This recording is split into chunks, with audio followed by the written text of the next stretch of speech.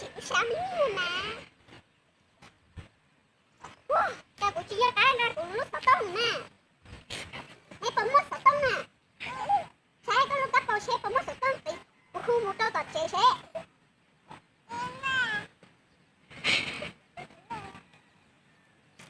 Tôi muốn đá chị à? Tôi muốn ta lắc à? Ê, là lúc chết kiểu áo có tàu tôi nè. Tôi muốn theo à? Nó nhục vậy á. Cháu mong thế để chị theo đi cái nào. Tôi không mà chị tao một viên đua đi à. Để chị nói tao tông thế hả? Chị này phải rồi của tao hỏi. Của mua tao chế của mua xe. Nó là có tao. Cái tao của cho.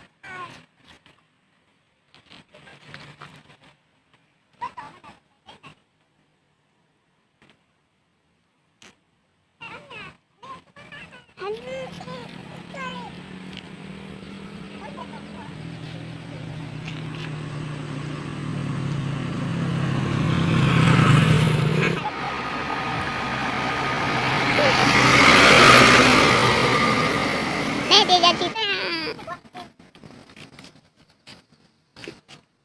Đi vào tất nhiên của cháu không đó. Của sai sao?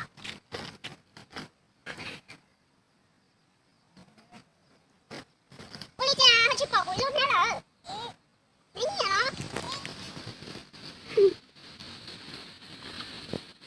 Để cho chị to là tổ rồi nè. Đây là tao có chị hả? Em mua đá chị nè.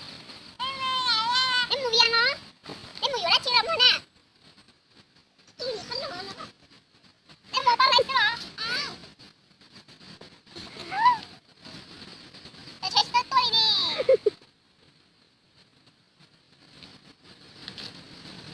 Ô, chắc nó nói bỏ chơi trả đi chơi trả sữa rồi. Chơi thầu với chị ta chửi đi rồi. Em nè.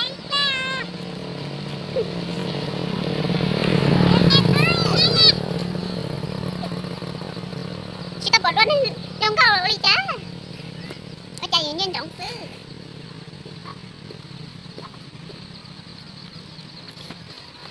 Chạy lát có chế thằng bỏ nó đi lô. Chế ta tua đi lô.